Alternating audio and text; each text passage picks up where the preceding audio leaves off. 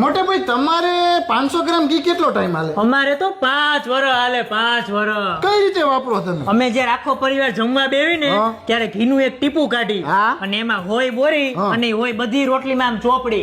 ઓ તો તમે કોઈ દી 2 પાંદડે ન થાવ મોટભાઈ. કેમ? તો તમારે કેટલું હાલે છે ઘી? અમારે 500 ગ્રામ ઘી હાલે 10 વર્ષ. 10 વર્ષ હાલે એમ? હા. તો તમે કઈ રીતના વાપરો? એક બટકું લેવાનું અને ઘીની શીશી ઊંઘીને સાઈડમાં મૂકી દેવાની. એક બટકું ખાવાનું, ઘીની શીશી ઊંઘીને સાઈડમાં મૂકી દેવાની. તો તમે 2 પાંદડે થવાના હો. હા તો થાય મારા તે. પપ્પાએ ભાઈ 20 વર્ષ પહેલા 500 ગ્રામ ઘી લીધું હતું, હજી 499 ગ્રામ પડ્યું છે. કઈ રીતે?